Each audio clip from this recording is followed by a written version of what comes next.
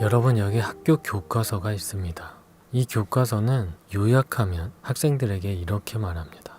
지구는 45억 년 전에 만들어졌다. 근데 여러분, 지구가 정말 45억 년 되었나요? 이것을 확신할 수 있는 과학자는 지구상 어디에서도 찾아볼 수가 없을 것입니다. 근데 여러분이 이 내용을 학교 학생들에게 가르치면 그 아이들은 이것을 그대로 믿습니다. 여러분, 아이가 태어나서 스스로 엄마에게 엄마라고 말할 수 있는 아이는 없습니다. 엄마가 아이에게 계속해서 내가 너의 엄마야, 엄마라고 해봐, 엄마, 이런 식으로 가르칩니다. 이렇게 아이에게 끊임없이 학습을 시켜야지만 아이가 엄마에게 엄마라고 말할 수 있게 됩니다.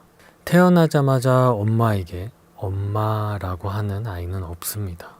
특히나 학교 학생들은 선생님이 어떤 말을 하면 그것을 그냥 자연스럽게 받아들입니다. 그래서 지구가 45억 년 됐다고 말하면 그것을 들은 학생들은 지구가 45억 년 됐다는 그 말을 의심 없이 그냥 믿습니다. 여러분은 어땠는지 모르겠지만 저는 그냥 믿었습니다. 선생님이 그렇게 말하는데 맞겠지 뭐 하면서 말입니다. 그만큼 가르침이란 무지한 사람에게는 절대적일 수 있습니다. 그리고 학교 교과서는 또 이런 말을 합니다. 지구는 45억 년 전에 만들어진 이래 계속 변화해 왔다. 그리고 지구에 존재하는 모든 생명체들 역시도 계속 진화해 왔다. 여러분, 이 진화라는 단어는 굉장히 교묘한 단어입니다. 하지만 여러분, 우리가 진화론에 대한 치명적인 문제점을 생각해 볼 수 있는 것이 있습니다. 여러분도 한번 사용해 보세요. 쉽습니다. 만약 누군가 저에게 당신은 진화를 믿으세요? 라고 물으면 저는 그게 무슨 뜻이죠? 라고 말할 것입니다. 그러면 그 사람이 다시 말하겠죠? 진화 말이에요, 진화. 진화 몰라요? 저는 물어볼 것입니다. 무슨 진화를 말씀하시는 거죠? 그 단어에는 6가지 의미가 있는데요. 여러분, 이 6가지의 의미가 뭘까요? 이 6가지의 의미는 이런 것인데요. 저는 이렇게 말할 것입니다. 우선 저는 우주적 진화로 주장하는 시간, 공간, 물질의 기원이 빅뱅이라는 것을 믿지 않습니다. 아니면 혹시 화학적 진화를 말씀하시는 건가요? 근데 빅뱅 이론에 의하면 빅뱅이 뻥 하고 수소와 헬륨을 생산했다고 주장하는데, 그렇다면 다른 원소들은 어디서 생겨났죠? 설마 우라늄이 수소가 진화해서 생겨났다고 생각하는 건 아니겠죠? 제가 이렇게 말하면 진화론자들은 융합에 대해서 말할 수도 있습니다. 융합 있잖아요. 별에서 융합 일어나잖아요. 맞습니다. 융합이 있는 것은 사실입니다. 하지만 중요한 사실은 철 다음의 원소들은 융합이 안 됩니다. 그러면 그 다음 원소들은 빅뱅으로 설명될 수 없다는 것입니다. 이것은 닭과 알의 관계를 생각해 보면 쉽게 정리할 수 있습니다. 별이 있으려면 원소가 있어야 되는데 원소가 있으려면 별이 있어야 됩니다. 그럼 도대체 뭐가 먼저였던 거죠? 혼란스럽죠? 이 문제는 별의 진화에 대해서 자세히 생각하게 만듭니다. 별은 어떻게 만들어졌을까? 실제로 아무도 별이 만들어지는 것을 본 사람은 없습니다. 아직까지 과학자들도 별이 어떻게 만들어질 수 있는지에 대해서 확실한 실마리는 찾지 못했습니다. 심지어 별이 어떻게 만들어지는지 그것에 대한 가능성 있는 이론조차 없습니다. 그런데 별이 폭발하는 것은 관찰할 수 있습니다. 그것을 우리는 신성이라고 하며 큰 것은 초신성이라고 합니다. 이것은 항상 일어나고 있습니다. 하지만 우리는 별이 만들어지는 것은 보지 못합니다. 별에 대해서 재밌는 사실이 하나 있는데요. 이 지구상의 모든 사람들이 만약 별을 한 개의 작은 구슬알처럼 소유할 수 있다면 지금 세계 인구수를 계산해 봤을 때 우리는 각각 개인 한 사람당 대략 11조 개의 별을 한 사람씩 소유할 수 있습니다. 이 말은 즉 그 정도로 별이 많다는 말입니다. 심지어는 이것도 우리가 천체 만환경으로 볼 수 있는 별들의 한에서만 그렇다는 것입니다. 이 말은 바꾸어 말하면 저 멀리 우리가 보지 못하는 별까지 합치면 얼마나 더 많은지 결코 알 수 없다는 것입니다. 우리가 모르는 별의 개수까지 계산하게 되면 한 사람당 얼마나 많은 별을 소유할 수 있는지 결코 알 수가 없습니다. 자, 그 다음으로는 유기적 진화가 있어야 합니다. 여러분, 유기적 진화, 이거 정말 중요합니다. 이 유기적 진화가 뭔지만 잘 알아도 진화론이 얼마나 황당한 주장인지 알 수 있기 때문입니다. 자, 유기적 진화, 이것이 뭐냐면 쉽게 말하면 생명이 없는 비생명체로부터 생명이 있는 스스로 움직일 수 있는 생명체가 만들어져야 한다는 것입니다. 하지만 아무도 어떻게 이것이 가능한지 그 어떤 확실한 실마리도 갖고 있지 않습니다. 여러분, 우리 주위에는 많은 물질들이 있지만 그 물질들이 생명체가 없는 상태, 이를테면 플라스틱이나 철 같은 것이 스스로 움직일 수 있는 생명체가 되는 것은 단 한 번도 관찰된 적이 없습니다. 이 생명을 만들기 위해 연구했던 유명한 밀러의 실험도 역시 생명을 만들지는 못했습니다. 이 유명한 밀러의 실험에는 많은 문제점이 있었고 이 밀러 자신도 자신의 문제점을 인정하고 고백했는데요. 이 밀러의 실험에 대한 조작에 대해서는 나중에 따로 자세히 다루도록 하겠고요. 자, 그 다음으로는 우리는 대진화라고 불리는 것이 있어야 합니다. 대진화, 이것 역시 중요합니다. 대자가 붙은 이 대진화가 무엇이냐면 어떠한 특정 구조를 가진 동물이 전혀 다른 구조를 가진 종류의 동물로 변하는 것을 말합니다. 대부분 진화론을 주장하는 내용을 보면 교묘하게 가장 중요한 요소를 빼놓고 진화론을 설득합니다. 그것이 바로 구조입니다. 구조. 우리가 눈에 볼 수 있는 형태적 변이는 실제로 많이 관찰되고 있습니다. 하지만 형태적인 변화는 절대로 진화를 뒷받침해 줄 수 없습니다. 중요한 것은 구조가 서서히 바뀌는 과정을 관찰할 수 있어야 합니다.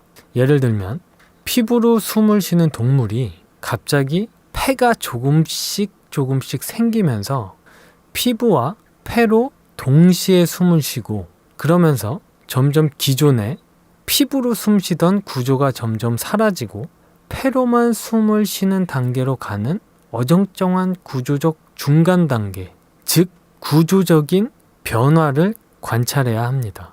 더 쉽게 말씀드리면 100%는 아가미로 호흡하는 생명체가 시간이 지나고 90%는 피부로 숨을 쉬는데 그동안 아주 불안정한 폐가 생겨서 그것으로 나머지 10%의 숨을 담당하고 또 긴 시간이 지나서 80%를 피부로 호흡하고 조금 덜 불안정하게 생긴 폐가 나머지 20%의 숨을 담당하고 뭐 이런 식으로 구조적인 것이 불안정하게 아주 서서히 생기고 바뀌어야 하는 것을 발견했거나 관찰되었어야 한다는 것입니다. 단면적으로 쉽게 말하면 즉 제 기능을 제대로 수행할 수 없는 어정쩡한 장기를 갖고 있는 생명체들이 지구 역사 속에서 셀 수 없이 많이 등장해야 된다는 것입니다. 아니, 지금도 그런 생명체들이 셀 수 없이 많이 존재하고 있어야 합니다. 하지만 그런 건 없습니다. 하지만 진화론에서 주장하는 모든 생명체는 형태적으로는 조금 어정쩡한 모습, 즉 돌연변이의 모습을 보이고 있을지는 몰라도 구조적으로는 모두 완벽한 기능을 하고 있습니다. 방사능 같은 유해 물질로 인해 많은 돌연변이는 발견되었지만 그 어떤 돌연변이도 이익을 주는 돌연변이는 발견된 적이 없으며 또 그 돌연변이가 몇 세대까지 이어지는 경우도 없었습니다. 즉 모든 생명체는 원래 갖고 있던 상태로 돌아가려는 성질을 갖고 있다는 것입니다. 저는 이 진화론자들이 형태적 증거만 찾아놓고 진화를 주장하는 것이 이렇게 보입니다. 우리가 한 번도 보지 못한 멸종한 생명체를 발견하고 형태적으로 어떤 동물과 어떤 동물 사이에 억지로 끼워 넣어서 그 중간 단계, 즉 빠진 고리를 어떻게든 채워보려고 하는 것 같아 보인다는 것입니다. 근데 진화론의 증거는 형태적 다름, 단적인 예로 지느러미가 점점 발 모양으로 변해가는 생명체를 발견했기 때문에 진화는 관찰된 것이다. 단적인 예로 지느러미가 점점 발 모양으로 변해가는 모습 같은 생명체를 발견했기 때문에 진화는 관찰된 것이다 라고 주장하지만 이것은 단지 형태적 변화만 관찰한 것이지 구조적 변화를 이야기하는 것은 아니기에 단지 우리가 한 번도 보지 못했던 형태를 지닌 동물을 발견했을 뿐이라고 정의 내리는 것이 합당하다는 것입니다. 우리가 그 어떤 누구도 개가 아닌 다른 것을 생산하는 것을 결코 보지 못했습니다. 큰 개가 나올 수도 있고 작은 개가 나올 수는 있지만 항상 개가 나옵니다. 개가. 여러분, 개와 늑대, 코요테는 같은 염색체를 지니고 있습니다. 그래서 지금도 개와 늑대, 코요테, 딩고는 교배가 가능하고 서로 교배하면 새끼를 낳을 수 있습니다.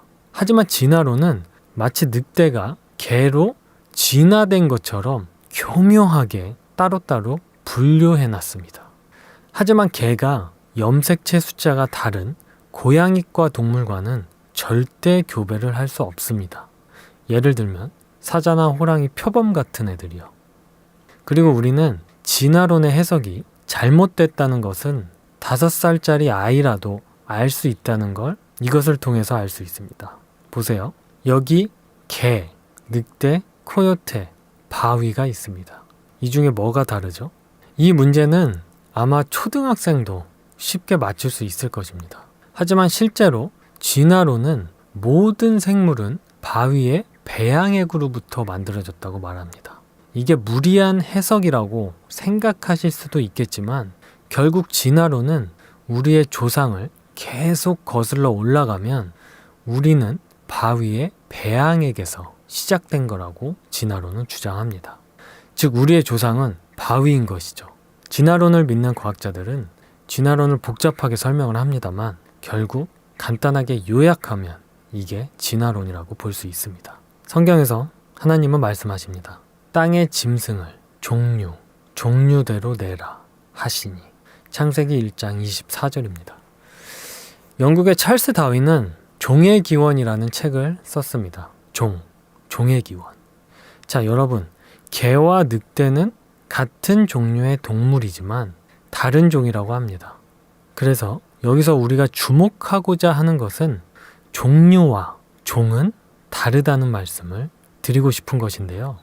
여기서 말하는 종류는 생식적으로 교배가 가능한 것을 말합니다. 즉 새끼를 낳을 수 있냐 없냐 이것이죠. 사자와 호랑이가 교배를 해서 라이거를 만드는 것과 혹은 늑대와 개가 교배해서 늑대개를 낳을 수 있는 경우를 말하는 것입니다. 그리고 종류와 달리 종은 똑같이 생식적 교배가 가능하지만 형태가 조금씩 다르게 생긴 것들을 굳이 분리해 놓은 것을 이야기합니다. 즉, 종류에서는 사자와 호랑이 혹은 늑대와 개가 같은 종류지만 종으로 따지면 서로의 형태가 다르게 생겼기 때문에 다른 종으로 분류하는 것입니다. 자, 중요한 사실은 창세기 1장에 하나님께서 모든 동물을 종이 아닌 종류대로 창조하셨다고 말씀하셨고 노아의 방주에 들어간 동물들도 종이 아닌 종류대로 넣으라고 말씀하셨다는 것입니다. 그래서 진화론의 아버지라고 불리우는 영국의 찰스 다윈은 종류라는 말을 은근슬쩍 종으로 바꾸어서 사람들을 교묘하게 속인 것처럼 보입니다. 찰스 다윈에 대한 이야기는 나중에 더 다루도록 하겠고요. 자, 마지막으로 소진화라는 것이 있습니다. 소진화. 이것은 방금 말씀드린 종류 안에서의 변화입니다. 종류 안에서. 종이 아닙니다. 종류 안에서. 즉 생식적 교배가 가능한 애들 안에서의 다양함입니다. 쉽게 말씀드리면 흑인과 백인 사이에서 태어난 뮬렛도 브라운과 같은 얘와 크게 다르지 않습니다. 이것은 지금도 실제로 많이 일어나고 있습니다. 즉 지금도 많이 관찰되고 있다는 것입니다. 그러니 인정할 수밖에 없는 것입니다. 근데 이 소진화라는 것이 뭐냐면 엄마 아빠가 아이를 낳았는데 딱히 이 아이가 어머니도 아니고 아버지도 아니고 어머니도 아버지도 딱히 크게 닮지 않은 아이가 나왔다. 이런 말과 크게 다르지 않습니다. 동물도 마찬가지입니다. 동물도 여러 가지 모습의 후손을 생산할 수 있습니다. 긴 털, 짧은 털, 긴 다리, 짧은 다리, 큰 눈, 작은 눈 등 이런 것들은 계속 관찰이 됩니다. 그런데 여러분, 지금까지 말씀드린 진화론의 주장 중 이 소진화라고 하는 것, 이것 말고는 앞에 말씀드린 5가지에 대해서는 실제로 확실한 증거나 확실히 관찰된 것이 전혀 없습니다. 진화론에서 관찰된 것은 오직 소진화 단 하나뿐입니다. 이 같은 사실은 진화론이라는 이론에 진화라는 단어를 붙여주기 민망할 정도입니다. 따라서 소진화만을 갖고서 진화론을 설득하는 것은 큰 문제가 있는 주장입니다. 결국 진화론은 순전히 종교적인 것입니다. 즉 믿음이라는 것입니다. 이렇게 우리는 진화론에 대해 이렇게 단순히 정의함으로써 진화론의 문제점을 지적해낼 수 있습니다. 그리고 진화론자들이 우리에게 확실히 보여줄 수 있는 것은 마지막 얘기했던 소진화에 관한 증거들 뿐이라는 것을 우리는 알게 되는 것입니다. 사실 이것에 대해서는 논쟁할 이유가 없죠. 왜냐하면 이건 정말 실제로 일어나고 관찰되고 있는 내용입니다. 근데 그러면서 동시에 이것은 진화론의 설득력을 갖지 못하는 내용이기도 한 것입니다. 구조도 아니고 생김새만 조금 변화된 것 같은 것을 봤다고 그게 진화의 증거라고 주장하는 것은 우리가 결혼해서 낳은 새로운 생김새를 갖고 있는 자식도 진화를 거쳤기 때문에 이렇게 새로운 모습을 하고 있다고 주장하는 것과 크게 다르지 않습니다. 그래서 그들은 그 소진화 증거들만 가지고 마법적으로 나머지 5가지에 대한 증거가 될 수 있다고 주장합니다. 그렇기에 그것들은 전혀 설득력이 없는 것이 되는 것이죠. 여러분, 과학은 마법이 아니잖아요. 그렇죠? 그런데 선생님들은 아이들에게 지구가 수십억 년 되었다고 가르칩니다. 아이들이 이걸 믿도록 하기 위해서 어떻게든 선생님들은 짜 맞춰서 교육을 합니다. 저는 학교 과학 수업에서 확실한 과학을 가르쳐야 한다고 생각합니다. 이를테면 우리가 보고 연구하고 실험하고 확실히 관찰할 수 있고 확실한 증거를 보여줄 수 있는 뚜렷한 과학, 그런 과학 말입니다. 예를 들면 열역학 법칙 같은 것들이요. 열역학 제1법칙 같은 경우는 물질은 저절로 생성되거나 아예 파괴될 수 없다라고 합니다. 여러분, 모든 것들은 다 물질로 되어 있습니다. 그러면 이 법칙대로 과연 물질이 생성되거나 파괴될 수 없다면 세상이 어떻게 생겨났을까요? 근데 여러분, 우리가 여기에 있잖아요. 살아서 스스로 생각하고 스스로 움직이면서 지금 여기에 있잖아요. 이것에는 2가지 가능성밖에 없습니다. 첫 번째는 누군가 물질을 만들었거나, 두 번째는 저절로 만들어졌거나. 다른 가능성은 없어 보입니다. 그렇다면 둘 중에 하나는 거짓이겠죠. 아무튼 우리는 여기에 있습니다. 바로 여기에. 성경이 하나님께서 세상을 창조하셨다라고 말하듯 누군가 세상을 만들었던지, 아니면 진화론자들이 말하듯이 세상이 저절로 생겨났다든지, 즉 우주는 스스로 존재하며 창조되지 않았다 라든지, 만일 세상이 저절로 생겨났다면 어떻게, 어떤 과정으로 그렇게 될 수 있었을까요? 우리 한번 자세히 생각해 봅시다. 여기서 우리는 빅뱅 이론이라는 것을 찾아볼 수 있습니다. 빅뱅 이론이라는 가설은 누군가가 어느 날 상상해 본 것입니다. 즉 관찰되거나 증거가 있지 않다는 것입니다. 세상이 만들어지는 것을 본 사람이 없으니까요. 그렇죠? 그래서 지금부터 말씀드리는 것은 창조론을 믿는 교수의 일화입니다. 이해를 돕기 위해 그대로 인용해서 말씀드리겠습니다. 시작합니다. 어느 날 저는 달라스에서 샌프란시스코로 가는 비행기를 탄 적이 있는데 우연치 않게 버클리 대학 교수가 제 옆자리에 앉아 있었습니다. 캘리포니아 주립 버클리 대학. 이 대학은 다들 아시다시피 성경대학교가 아닙니다. 저는 비행기 안에서 바로 옆자리에 앉아 있는 그 교수와 창조와 진화에 관해 이야기하기 시작했습니다. 비행기 안에서 제 주위에 앉아있는 모든 사람들은 우리의 대화에 관심을 갖고 있었습니다. 그래서 저는 그분과 그것에 대해 이야기를 시작했습니다. 그 버클리 교수는 진화를 믿는다고 했습니다. 그래서 저는 말했죠. 맞습니다.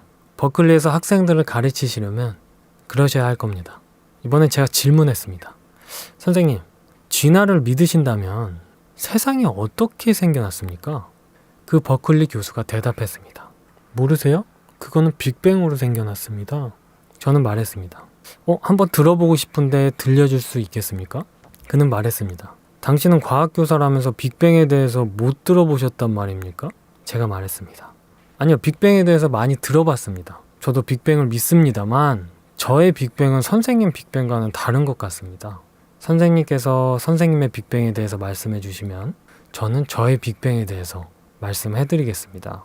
그래서 그 버클리 교수가 이야기를 시작했는데 교과서에 나오는 그런 이야기였습니다.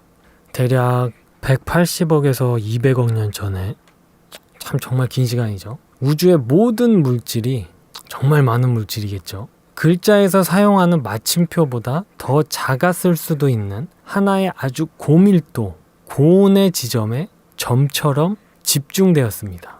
저는 대답했습니다. 지금 뭐라고 하신 거죠? 우주의 모든 물질이 마침표보다 더 작은 점에 모였다고요? 와, 엄청 무겁고 복잡한 점이었겠네요. 그런데 그들은 이게 처음 있는 일도 아니라고 주장합니다. 그는 이렇게 말합니다.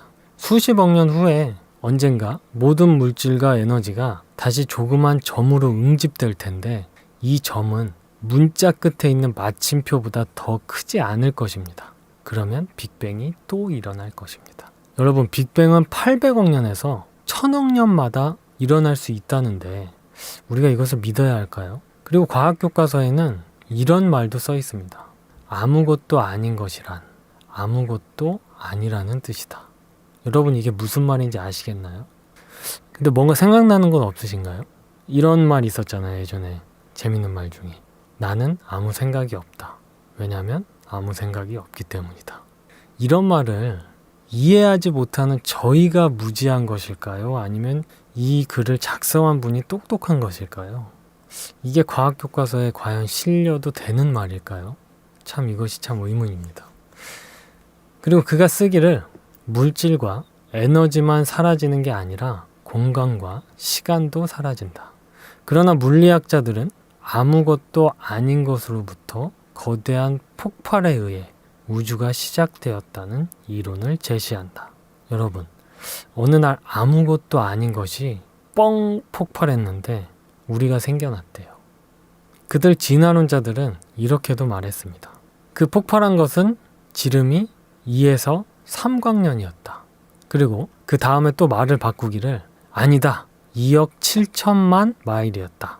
또 그 다음에 말을 또 바꾸기를 아니다. 7,100만 마일이다. 근데 계속 바꿔요. 그렇게 점점 더 작아지더니 이제는 아무것도 아닌 것이 폭발했다고 주장합니다. 예전에 디스커버리에 써있기를 모든 것은 어디에서 왔는가 라는 타이틀이 있었는데 우주는 아무것도 아닌 것의 폭발로 왔다. 제로, 무로부터 말이다. 그리고 이것이 점점 커지면서 어디에서도 오지 않은 더 많은 물질들로 채워지게 되었다. 이것이 어떻게 가능한가? 진화론자인 알란 구스에게 물어보자. 그의 이론이 모든 것을 설명해 줄 것이다. 알란 구스라는 사람은 진화론자인데 그 사람을 꼭 만나봐야겠어요. 알란 구스가 사이언티픽 아메리칸에 이렇게 기록했습니다. 관찰할 수 있는 우주는 지극히 작은 점에서 진화했을 수 있다. 그가 또 쓰기를 한 단계 더 나아가서 전 우주가 말 그대로 무에서 진화했다고 생각해 보는 것은 매우 매력적이다. 여러분, 우리는 점에서 왔는데 이 점은 무에서 나왔답니다. 과연 이걸 과학이라고 부를 수 있을까요? 그리고 이거를 과학 잡지에 싣고 있습니다. 사실 저는 그냥 말장난 같아 보이는데요. 여러분도 그렇지 않은가요? 자, 다시 앞에 얘기했던 버클리 교수와 이야기를 이어가겠습니다. 제가 다시 물었습니다. 교수님, 도대체 그 점에 무슨 일이 일어난 거죠? 그가 말했습니다. 200억 년 전에 태양계의 모든 먼지가 이 점으로 끌려왔는데 이것이 회전하고 있었습니다. 회전. 근데 이게 점점 더 빨리 회전하다가 갑자기 폭발했는데 그게 빅뱅입니다. 그리고 그 파편들, 조각들이 이쪽 저쪽으로 날아가서 은하계와 해와 달과 별을 만들어냈고 우리가 생겨났는데 사람들은 별의 먼지에 불과합니다. 제가 말했습니다. 교수님, 2가지 질문을 해도 되겠습니까? 그가 말했습니다. 그럼요. 뭘 더 알고 싶으신가요? 선생님 말씀대로라면 200억 년 전에 먼지가 다 모여서 큰 덩어리가 되었고 그 덩어리가 회전해서 빅뱅이 되었다고 하셨는데 그러면 먼지도 물질인데 그 먼지들은 다 어디서 왔나요? 무엇이 그 물질을 만들어낸 건가요? 그가 말했습니다. 그건 저도 모릅니다. 제가 다시 말했습니다. 잠깐만요. 그럼 혹시 만약 제가 지구가 6천년 전에 만들어졌고 하나님께서 천지 만물을 창조했다고 말한다면 선생님 또한 저에게 이렇게 얘기할 겁니다. 그럼 하나님은 어디서 왔습니까? 그쵸? 이렇게 저와 똑같은 질문을 할 수 있겠죠? 그렇죠? 근데 저는 선생님과 똑같은 입장이에요. 바꿔 말하면 저도 하나님께서 어디서 온지 모른다는 것입니다. 그런데 선생님께서는 200억 년 전에 빅뱅이 있었는데 그 빅뱅을 만들어낸 물질인 먼지가 어디서 왔는지 모른다고 했습니다. 그런데 여러분, 재밌는 사실이 있습니다. 하나님께서는 당신이 어떻게 존재하는지를 성경을 통해 밝혀주시고 있습니다. 출애굽기 3장 14절입니다. 나는 스스로 존재하는 자이다. 자, 그래도 어쨌든 객관적인 관점으로 생각을 우리는 해봐야 됩니다. 자, 그럼 서로의 주장을 정리해보면 저는 태초에 하나님이 라는 것을 믿는 것이고 선생님은 태초에 먼지가 라는 것을 믿는 거네요. 여러분, 많은 생각을 하게 하지 않습니까? 창조론은 종교적이고 진화론은 과학적이라고 말하지 마세요. 아닙니다. 둘 다 종교적입니다. 뉴스미디어는 이런 것들을 과학과 종교의 대립인 것처럼 보이게 하려고 하지만 결코 그렇지 않다는 것입니다. 즉, 이것은 과학 대 종교가 아니라 두 종교의 대립입니다. 진화론과 창조론 둘 다 종교적입니다. 둘 중 어떤 것이든 과학이 아니라 믿음으로 시작해야 된다는 것입니다. 굳이 차이점이 있다면 진화론이라는 종교는 교과서에 들어가 있으면서 국민들의 세금 보조를 받고 있다는 것이고 창조론은 아니라는 것입니다.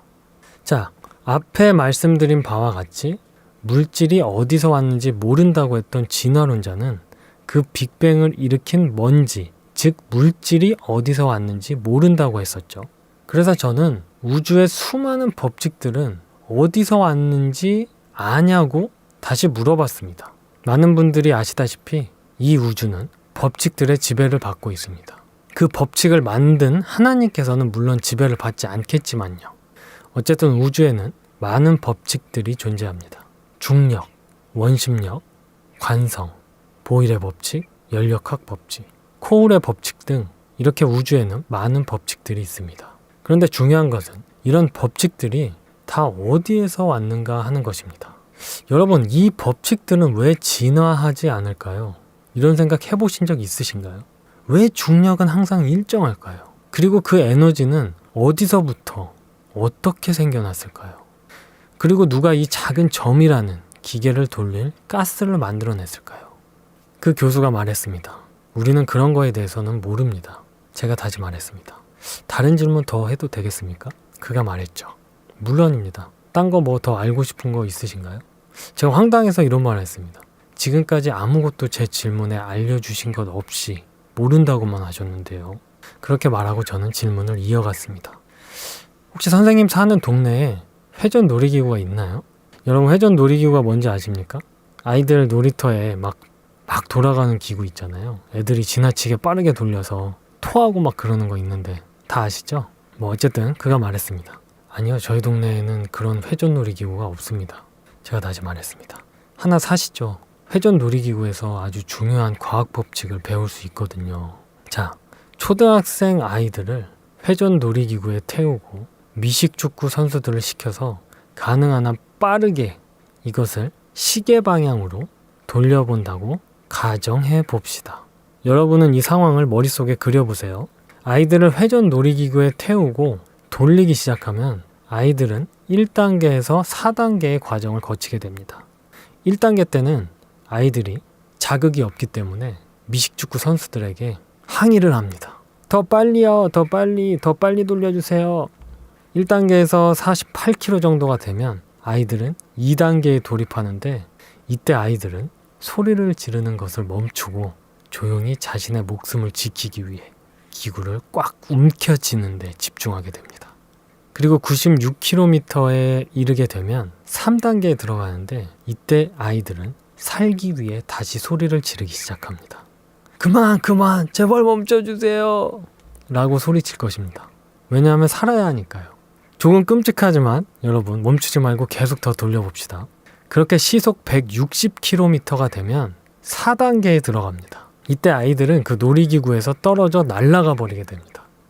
이때 우리는 아주 흥미로운 물리법칙을 발견하게 되는데 놀이기구가 시계 방향으로 돌아가고 있었다면 아이들이 날아갈 때도 시계 방향으로 돌면서 날아가게 됩니다. 이건 상식적으로 너무 이해가 되시죠? 나무나 전봇대나 차나 주위에 있는 어떤 사물에 부딪히는 것 같은 저항을 만나기 전까지는 시계 방향으로 돌면서 날아가게 됩니다. 이것은 각 운동량 보존의 법칙이라는 물리 법칙 때문입니다. 회전하고 있던 물체가 부서지면 그 파편들도 역시 같은 방향으로 돌면서 날아가게 됩니다. 왜냐하면 바깥쪽이 안쪽보다 빠르게 움직이니까요. 그 교수는 말했습니다. 저도 각 운동량 보존 법칙을 잘 알고 있습니다. 그래서 제가 다시 말했습니다. 좋습니다. 선생님 질문이 있습니다. 만약에 당신이 말했듯이 우주가 회전하는 점에서 큰 폭발로 시작되었다면 왜 어떤 행성들은 반대로 돌아가고 있죠? 태양계에서 이미 세계가 그렇잖아요. 그는 혼란스러운 표정을 하고 아주 조용해졌습니다. 제가 또 물었습니다. 왜 알려진 91개의 위성들 중에 8개는 반대로 돌아가고 있죠?